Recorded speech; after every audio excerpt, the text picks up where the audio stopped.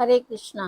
आइए इस प्रातःकालीन सत्र में श्रीमद् भागवत में आप सबका स्वागत करते हैं। हम हैं fourth canto 8th chapter verse number 37। पदम त्रिभुवन उत्कृष्टम जिगाशो साधु वर्त में ब्रूहि अस्मत् पितृभि ब्रह्मान् अन्ये अपि अनधिष्ठितम्। आप लोग को आवाज आ रही है सबको? ये विद्वान ब्राह्मण, मैं ऐसा स्थान ग्रहण करना चाहता हूँ जिसे अभी तक तीनों लोकों में किसी ने भी, यहाँ तक कि मेरे पिता तथा पितामहों ने भी ग्रहण न किया हो। यदि आप अनुग्रहित कर सकें तो कृपा करके मुझे ऐसे सत्य मार्ग का पालन करने की सलाह दें जिससे मैं अपने जीवन के लक्ष्य को प्राप्त कर सकूं। अभी यहाँ पर नारद जी बहुत समझाने की कोशिश कर रहे हैं ध्रुव को कि बच्चे हो, छोटे हो, अभी आपकी उम्र नहीं है, इस समय पे ये खेलने खाने के दिन है, आप कहाँ जा रहे हो? अपना विचार ये जो है छोड़ दो, थोड़े बड़े हो जाना तब ये कार्य कर लेना। लेकिन ध्रुव महाराज भी बहुत स्मार्ट है। वो बोल रहे हैं देखो, पहली बात तो मैं एक क्या हूँ, क्षत्रिय हूँ। तो क्षत्रिय जो सोच लेता है वो कर लेता है। क्षत्रिय को अपमान सहन नहीं है। मेरी विमाता ने मेरे साथ जो मेरे को जो अपमानित किया है वो मेरे से सहन नहीं हो रहा, इसलिए मैं निकल गया हूँ। अभी तो मैं भगवान को ढूंढ के ही रहूंगा। तो नारद जी उसको शिक्षा दे रहे हैं, लेकिन वो शिक्षा लेने को तैयार नहीं है और बोल रहे हैं ये जो शिक्षा आप मुझे दे रहे हो तो ब्राह्मणों के लिए है। मैंने शुरू से जो क्षत्रिय की शिक्षा ली हुई है वही मुझे आता है। तो यदि आप देना चाहते हो तो ऐसा करो कि ये विद्वान ब्राह्मण कौन बोल रहे हैं, ये ध्रुव महाराज बोल रहे हैं कि मैं ऐसा स्थान ग्रहण करना चाहता हूँ, मुझे एक ऐसा स्थान दिला दो आप जिसे अभी तक तीनों लोकों में किसी ने भी ग्रहण नहीं किया। यहाँ तक कि मेरे पिता, ध्रुव के पिता कौन है? कानपात। और उनके पितामह कौन है? हाँ, ब्रह्मा जी।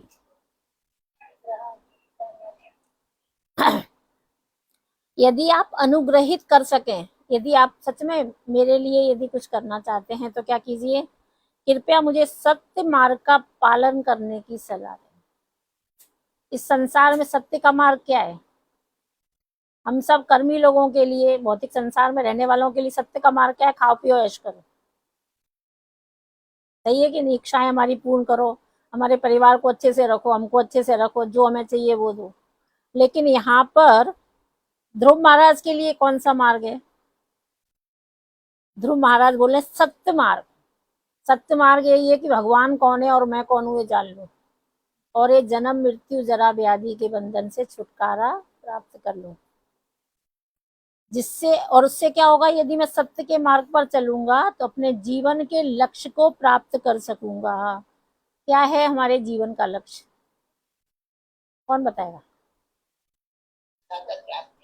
भागवत प्राप्ति, परम सत्य को जानना। परम सत्य क्या है?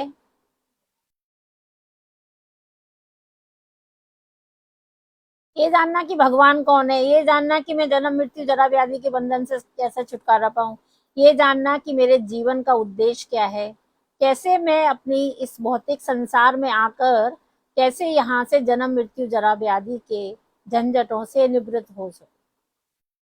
हम लोग होना चाहते हैं क्या निवृत्त? बीमार पड़ रहे हैं तो डॉक्टरों के पास भाग रहे हैं कि कोई तो डॉक्टर हमें क्या कर देगा, दवाई देगा, हम दवाई खाएंगे तो हम सुरक्षित हो जाएंगे।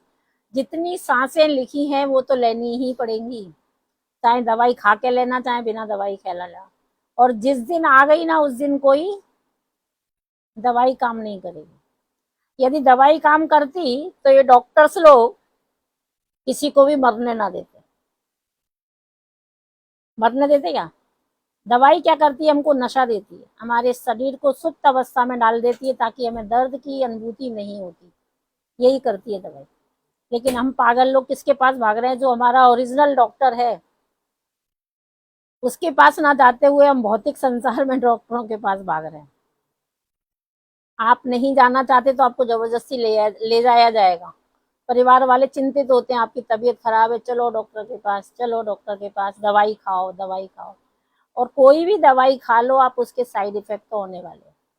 जो दवाई के साइड इफेक्ट नहीं है वो दवाई हम खाते नहीं है। एक ही दवाई है संसार में, जन्म मृत्यु जरा व्याधि से छुटकारा दिलाने के लिए। कौन सी है दवाई? वो खाना नहीं चाहते हम।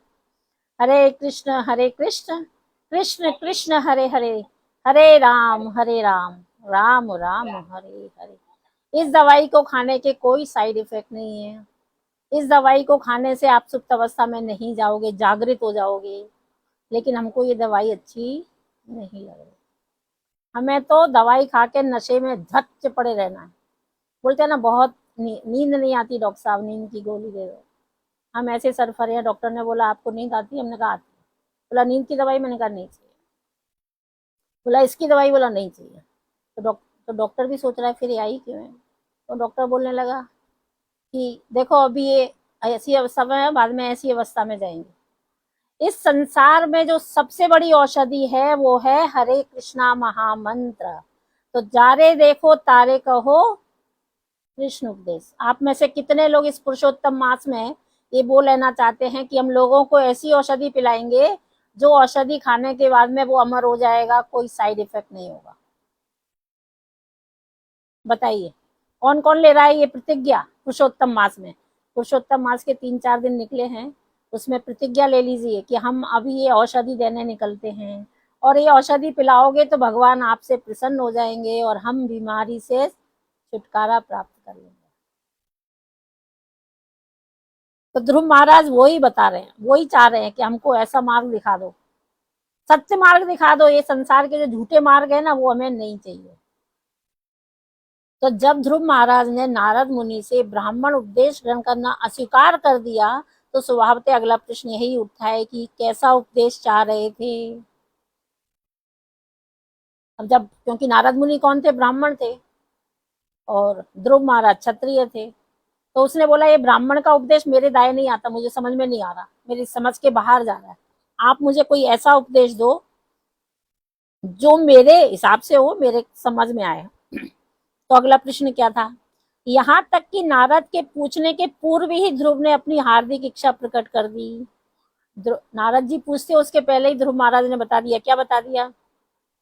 निसंदेह उनका पिता चक्रवर्ती राजा था और पितामह ब्रह्मा ब्रह्मांड के सृष्टा थे, है ना। ब्रह्मा जी ने सृष्टि का निर्माण किया है कि नहीं किया?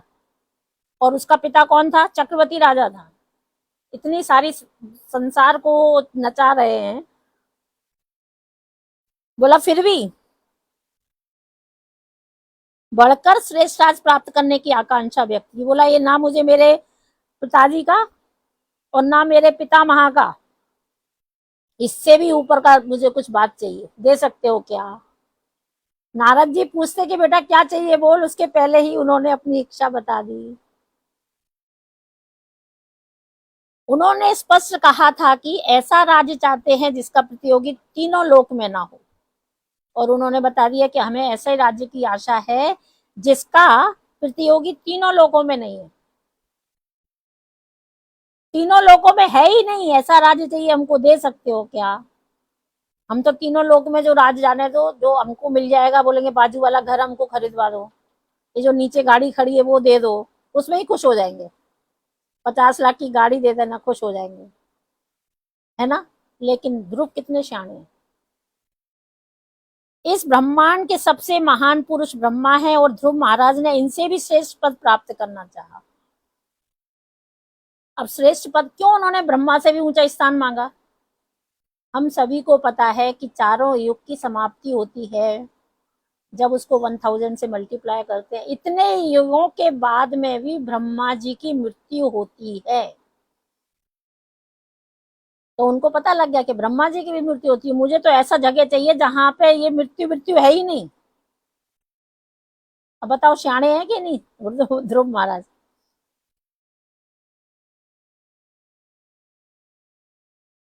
ब्रह्मा जी से भी ऊंचा पद चाहिए मुझे।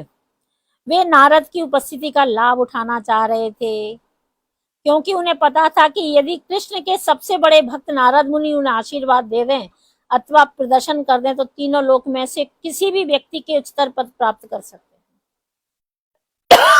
हैं।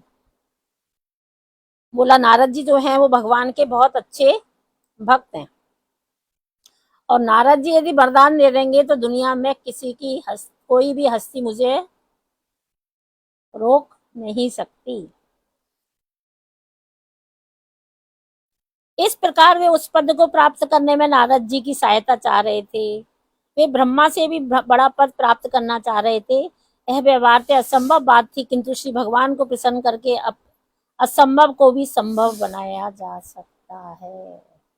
इस संसार में केवल एक ही व्यक्ति को प्रसन्न कर लो तो संभव भी असंभव हो सकता है। जो मरने का वरदान प्राप्त करता है उसको अमरता का वरदान प्राप्त हो जाता है, और जो अमरता का वरदान प्राप्त कर लेता है उसको मृत्यु का वरदान प्राप्त हो जाता है।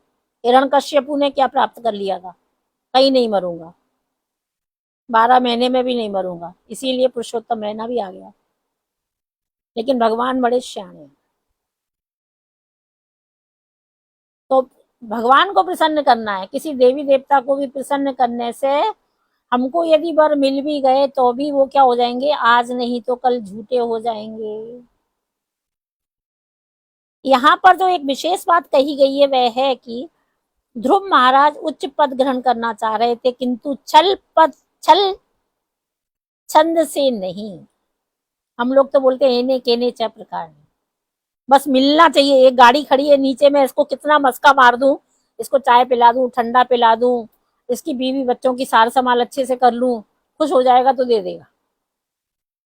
लेकिन ध्रुव महाराज क्या बोल रहे हैं, मुझे छल कपट से नहीं चाहिए ये सब। मैंने आपको क्लियर बता दिया, मैं क्षत्रिय हूँ, मेरे अंदर युद्ध भर भर के पड़ा है, मेरी विमाता ने मुझे ये अपशब्द बोल दिए, उसका तो लूंगा मैं। और यदि सच में आप कुछ देना चाहते हो तो दे दो ये वरदान। इससे सूचित होता है कि यदि श्री कृष्ण उसे उन्हें ऐसा पद दें तो वे स्वीकार कर लेंगे। यही भक्त का स्वभाव है। वह भौतिक लाभ की इच्छा कर सकता है, किंतु उसे तभी स्वीकार करता है जब श्री कृष्ण प्रदान करते हैं। तो कभी कभी मान सम्मान मिलता है तो बोलते हैं उसको तब ग्रहण कर लेना चाहिए जब वो भगवान देते हैं, झूठे उसके पीछे नहीं भागना चाहिए। ध्रुव महाराज को दुख था कि वे नारद मुनि के उपदेश को नहीं मान पा रहे, इसलिए उन्होंने नारद जी से प्रार्थना की कि वे कृपालु होकर उन्हें ऐसा मार्ग दिखाएं जिससे उनकी आंतरिक अभिलाषा पूर्ण हो जाए। अब ध्रुव महाराज को दुख था कि वो नारद मुनि जो उपदेश दे रहे हैं उसको मान नहीं पा रहे, तो वो नारद जी से प्रार्थना कर रहे हैं कि आप आशीर्वाद दो और आप मुझे ऐसा मार्ग दिखाओ ताकि ये जो मेरी आंतरिक अभिलाषा है वो पूर्ण हो जाए। जब गुरु कृपा करते हैं तब कोई भी इच्छा पूर्ण हो जाती है, और यदि हम अपनी चेष्टा से कुछ चाहेंगे तो शायद नहीं होता, लेकिन गुरु को प्रसन्न कर लिया मतलब हमारी हर इच्छा पूर्ण हो जाएगी। तो ध्रुव महाराज क्या कर रहे हैं, नारद जी को प्रसन्न करने की भरपूर कोशिश कर रहे हैं। और जब गुरु प्रसन्न होते हैं तो कौन प्रसन्न हो जाते हैं, भगवान प्रसन्न हो जाते हैं। तो देखिए कितना अच्छा सरल मार्ग बता दिया ना, कि कुछ भी चाहिए तो किसका पल्ला पकड़ लो। अभी वो गुरु के अंदर सामर्थ है या नहीं, गुरु कुछ कर पाएगा कि नहीं, लेकिन भगवान को पता है कि मेरे भक्त की शरण में कोई आया है, इसलिए मुझे उसकी इच्छा पूर्ण करनी है। इसीलिए बार बार हम ये बोलते हैं कि जब हमको कुछ चाहिए तो हमको डायरेक्ट भगवान से नहीं मांगना चाहिए, हमको किसी भक्त के पास जाके याचना करनी चाहिए। भगवान हमारे ऊपर कृपा नहीं करते, लेकिन हम अपने भक्तों के ऊपर कृपा करते हैं, तो इनडायरेक्टली मांगा हुआ सौदा पूरा हो जाता है। तो यहाँ से हमको और एक शिक्षा मिलती है कि हम अपने लिए ना मांगे लेकिन दूसरों के लिए जरूर मांगे। जब हम दूसरों के लिए मांगेंगे तो भगवान उसकी इच्छा पूरी कर देंगे। नूनम भवान भगवतो योग अंगजा परमेष्टिना विदूतन अट्टे बीणामा हिता है जगरोहत करवता। हे भगवान, आप ब्रह्मा के योग पुत्र हैं और आप अपनी वीणा बजाते हुए समस्त विश्व के कल्याण हेतु विचरण करते रहते हैं। आप सूर्य के समान हैं और समस्त जीवों के लाभ के लिए ब्रह्मांड भर में चक्कर काटता रहता है। अब और एक बात बता रहे हैं ध्रुव महाराज कि हे भगवान, आप ब्रह्मा के योग पुत्र हैं। आप एक ऐसे हैं जो ब्रह्मा के पूर्णतः योग पुत्र हैं और आपकी वीणा बजाते हुए समस्त विश्व आप है ना क्या करते हैं, नारायण नारायण वीणा बजाते हुए भ्रमण करते रहते हैं। और आप सूर्य के समान हैं जो समस्त जीवों के लाभ के लिए ब्रह्मांड भर में चक्कर काटता रहता है। वो सबके लाभ के लिए चक्कर काटता है। सूर्य को अपनी रोशनी की कोई आवश्यकता नहीं है और सूर्य के कोई अपने बच्चे भी नहीं है, सूर्य का कोई अपना परिवार भी नहीं है। इसलिए सूर्य ये देखता नहीं है कि गंदगी कहाँ है कि गंगा जल कहाँ है। वो अपनी रोशनी सब जगह देता है कि नहीं देता। हम तो पार्शलिटी करते हैं, इसलिए हमको क्या है, ये मेरा नहीं है ये मेरा है, वही प्रकाश डालेंगे। लेकिन सूर्य क्या करता है, चाहे मल हो या गंगा जल, वो अपनी रोशनी के द्वारा अपने तेज के द्वारा हर चीज को क्या कर देता है, पवित्र कर देता है। ये सूर्य की विशेषता है। और उस मल को क्या बना देता है, खाद में परिवर्तित कर देता है। वही मल, ये जो मल मास है ना, मल का मतलब समझते हैं ना आप क्या है, वही मल को भगवान ने किस में परिवर्तित कर दिया, पुरुषोत्तम मास में परिवर्तित। तो जो भगवान के गुण हैं, वो भगवान के गुण किस में आते हैं, जैसा गुरु वैसा चेला। आपका गुरु जैसा होगा ना वैसे आप भी होगे। जैसे बोलते हैं ना, जैसे माँ बाप वैसे बच्चे। तो बच्चों से पता लगता है माँ बाप कैसे, गुरु से पता लगता है, शिष्यों से पता चलता है गुरु कैसे। तो ध्रुव महाराज यद्यपि बालक थे, किंतु उन्होंने आशा व्यक्त की थी कि उन्हें राज्य प्राप्ति का वरदान प्राप्त हो, जो ऐश्वर्य उनके बाप दादों के ऐश्वर्य से बढ़कर हो। बोला बाप दादों से भी बड़ा चाहिए मेरे को ऐश्वर्य, छोटा वोटा नहीं चाहिए। तो ये आजकल के बच्चों का सपना है, तो वही गलत नहीं है ना। हम लोग बोलते हैं तो अपने पिताजी से भी आगे निकल गया, पिताजी के पिताजी से भी आगे निकल गया। तो नारद मुनि ने दिया हुआ है, ध्रुव महाराज के बता रहे हैं, ध्रुव महाराज के द्वारा। तो ध्रुव महाराज का भी वही सपना था कि मेरे पिता को जो मिला और पिता माँ को मिला उससे भी ऊंचा चाहिए मुझे। उन्होंने है भी, हम लोगों ने जो 15वां अध्याय पढ़ा भगवत गीता का, उसमें बताया गया था ना रिफ्लेक्शन। क्या मतलब है रिफ्लेक्शन का, क्या मतलब है रिफ्लेक्शन का, परछाई।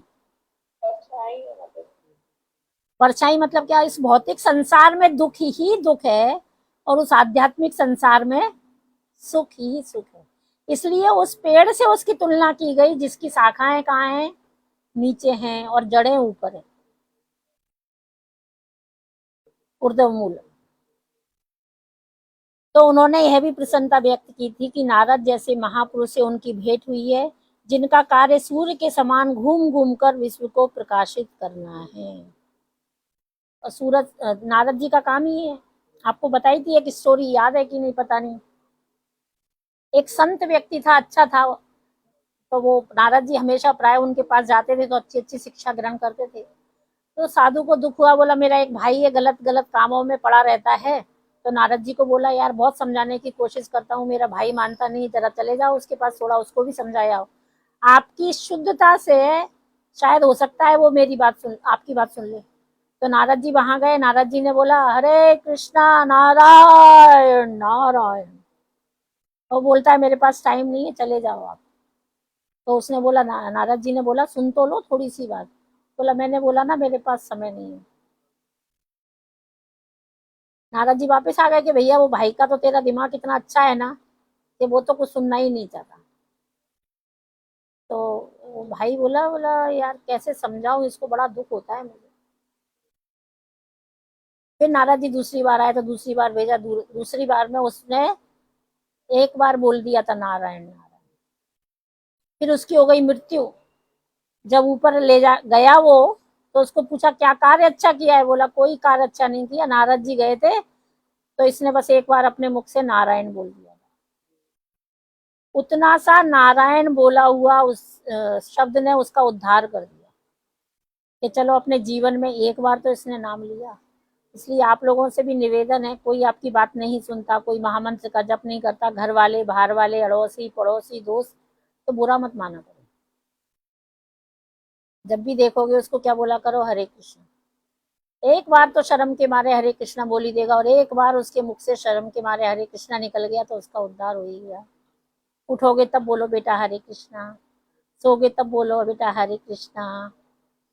तो वो बोलेगा मेरी माँ रोज बोलती है, चलो एक बार बोलते देता। जब प्यार आएगा तभी बोल देगा, गुस्सा आएगा तभी बोल बंद कर तेरी हरे कृष्णा, है ना, हो सकता है ना।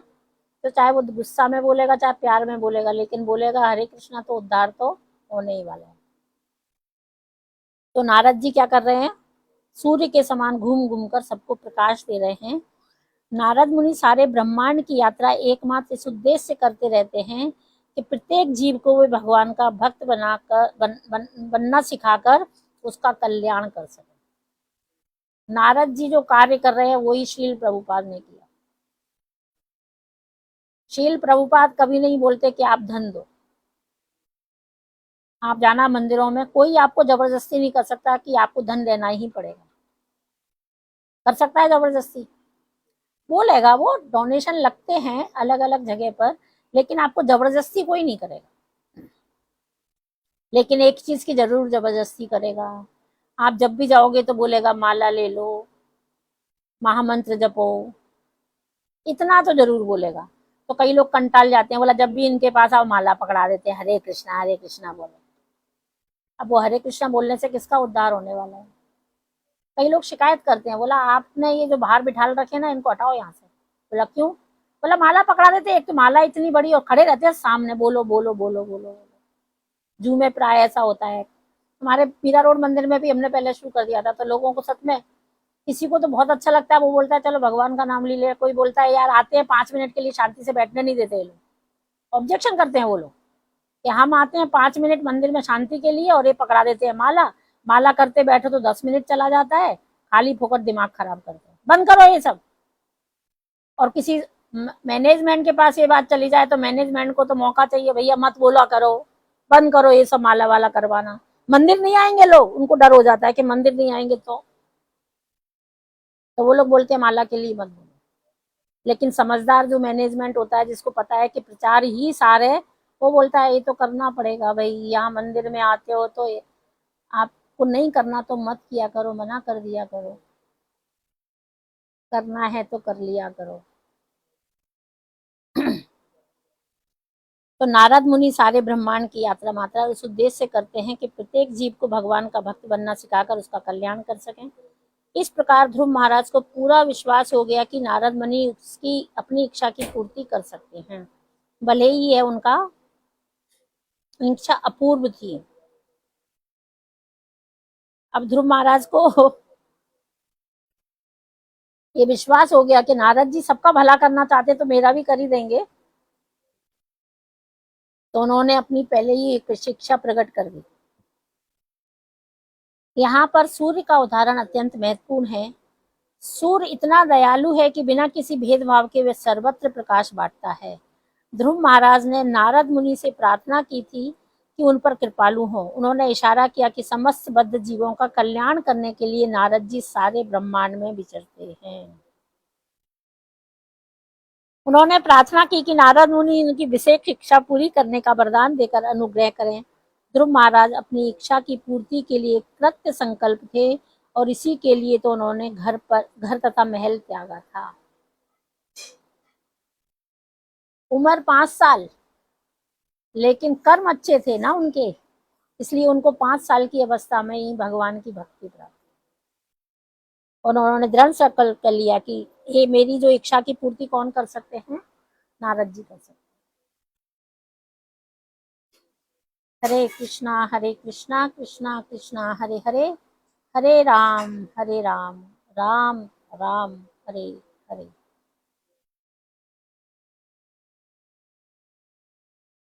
श्रीमद् भागवतम महापुराण की